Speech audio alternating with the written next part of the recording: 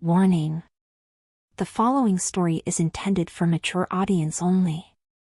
If you still wish to listen, then by all means, enjoy the story. My name is Amber. I'm a vampire, being charged for a crime I never committed. However, it doesn't matter anymore. I couldn't save him, and in the end, I'm the one paying the price for his life. As I walk down the hall, I'm being escorted by the sheriff that framed me for my arrest.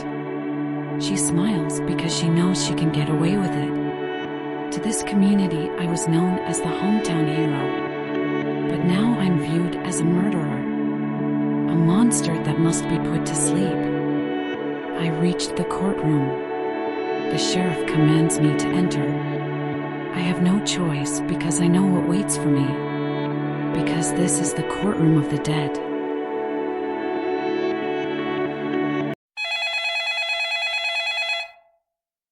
Hello. Hey, Zach. Listen, Zach, don't take this the wrong way, but I don't think we should see each other. You're a nice guy and a good friend, but that's all we can ever be. Thank you for understanding, Zach. I'll talk to you later. I hang up the phone and take a deep breath. The real reason why is because you'll get hurt if anyone in my line of work comes after me. I make my way to the courtroom. As the smell of death follows me as my form slowly changes, I can hear the voices down the hall. Yet I'm the only one that can hear them. As I reach the courtroom door, I hear voices, both alive and dead. I close my eyes and let the sound, pain, and guilty guide me to my throne.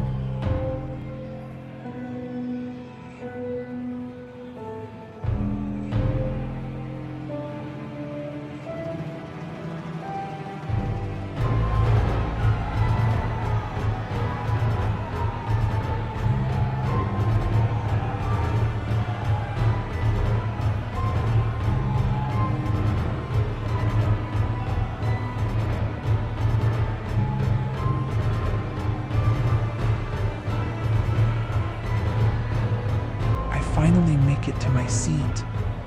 My whole body has transformed. I'm no longer the woman known as Jane, for I am the punisher of sins, the hero for the dead. I am the judge. I look at my jury. Jim waves hi to me and I wave back. However, when I look at the criminal, I couldn't believe that a friend of mine is standing in front of me.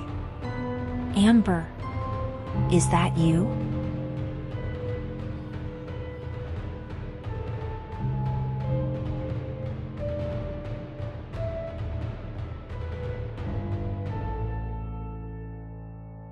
State your name for the record, please.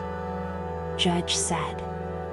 Amber, I said, looking at the judge, or someone I used to call my friend. Now just a beast that wears my friend's face. Miss Amber, you're being charged with aggravated murder. This type of punishment brings the death penalty. The judge said. Or I guess I said. I look sad as I ask how my friend pleads. How do you plead? I remain silent. Amber, if you stay silent, your life will be forfeit. Do you understand? I said this through the judge, begging her to please answer. I really don't want to kill her. I remain silent still, until a friend who I consider my sister, her name is Artist, begs me to answer. With a deep breath, I answer the judge. Not guilty. The dead start roaring in excitement. And they do it again, I said in mind. However, the judge in me whispers to something to me. I already dread what she wants to say to me. Just because you know her doesn't mean you can neglect your duties. I can tell Jane, who I still consider a friend, is struggling with her inner demons. I tell her this to calm her nerves. It's okay, Your Honor. understand the rules of the court and I am willing to accept the ruling. I smile at my judge, letting her know it's okay. I look back at Amber. I understand now that I must find her innocent through a fair trial. At least I hope I can find a way. I let the judge speak again. Okay. Who does the dead call first? The dead call artist to the stand. As I watch a woman in black stand up. Her outfit displays black feathers around her. Is she a model or something? I tell myself as she sits in the witness stand. State your name for the record, please. Artist. As soon as her name was mentioned, the dead start talking to themselves. Why they seem so interested in her is beyond me. Order. Please explain what you saw that night. What happened was I saw my friend beaten and abused by an officer that was sworn to protect this city, not ruin it. Yet you let them run all over creation, destroying lives along the way. How many innocent people have they unjustly arrested? I understand her anger and her voice doesn't show she's lying, but she knows more than she's leading on. I must press the matter forward. I signal the undead attorney that I will take over. Artist, we have a sworn testimony from the sheriff stating she hit Amber out of self-defense. Yet you claim differently. Why should I believe you? Because my crow Henry also saw this as well, including the possible attacker. If you don't believe me, then ask my crow. He will never lie for me. She's not lying about her crow either. I wonder if he's with her now. Is your crow here today? Yes, here he is. Artist summons Henry. The crow appeared happy to see Artist. Artist returned the affection by petting his head. I ask if the dead is okay with this summoning Henry. They were okay, and I question Henry on the stand. I use friendly beast to have an easier time communicating with Henry. State your name for the record, please. Henry's the name, and fish sticks my game. Who knew crows like fish sticks? I said with a smile on my face. Tell me, Henry, what did you see that night?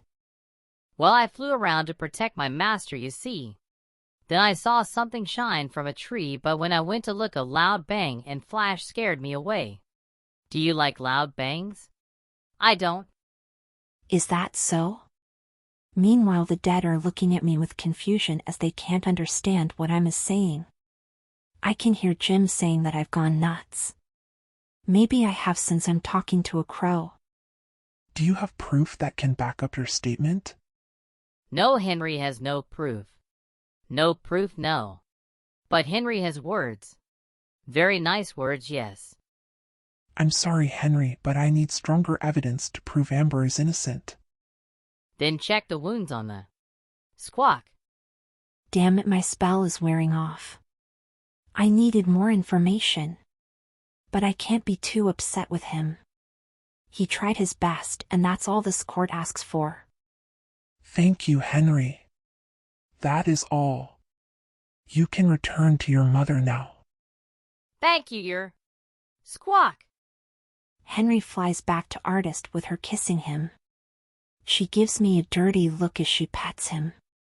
As I looked over the photos, I tossed them to the ground. I have no proof that Amber is innocent. This is bad. I don't want to kill Amber, but I'm afraid I have to. Sorry. I'm late. Who are you? State your name for the record. My name is Tiffany, Your Honor. Okay, Tiffany. Why are you here? State your business. To prove my client's innocence. I look at Tiffany kind of shocked, since she's not affected by the environment. Unless you have evidence, then there's no way. I have, Your Honor. This bullet, Your Honor, was used to kill him. I also have an expert witness, Your Honor, to back up my claim. And who's that? Long time no see, Your Honor. I see Big B enter the courtroom. I must admit admit I was very happy to see him. I'm happy to hear what he has to say, seeing as he has turned a new leaf. Then let's see what you have to say, Bigby. Will the dead call him? The dead call Bigby back to the stand. Bibby discusses the caliber that was handed over to me. During this time I examine the casing and notice how large the bullet actually is. What kind of weapon did this person use? This type of caliber is special. Whenever it hits, it spreads damage on the inside, causing more skin to be torn off, resembling a bit mark. I examined the bullet more and noticed sharp edges around the bullet. I dismantles the bullet to find more pallets in different positions. I've never seen a caliber like this before. That's because they're illegal, Your Honor. Hunters are allowed to carry such caliber as it extends the pain throughout the affected area. How did you find out about this? Because one of the nurses used to be a hunter. He educated me in caliber making and caliber sizes. Although this is a small piece of evidence, I start to feel slightly better, not because Amber is innocent, but that this action alone might have saved my friend. I sent the dead for deliberation. It only lasted 3 minutes before they came back with their verdict. Your Honor, we find Amber not guilty. I see Amber and her family celebrate as she is declared not guilty. I then address the court. You are excused, and thank you, juries, for your service. I look over at Amber's group. They are each giving her a hug. The blonde one they called Tiffany really saved them in the end. Reminds me of my old unit back in my Merc days. I look around the room more, finding the dead leaving. Jim the zombie waving goodbye to me. I wave back and smile. I also look at Bigby as he leaves the room. At this point, I'm all alone in this room. This wasn't a win. The hunter who murdered Grandma and the unknown man is still out there. And now sworn officers are attacking the innocent. This cannot go without punishment. I grab my things and walk out the door. But first, Amber owes me some answers, and I guess I do too. I need a cup of coffee, and I know just the place.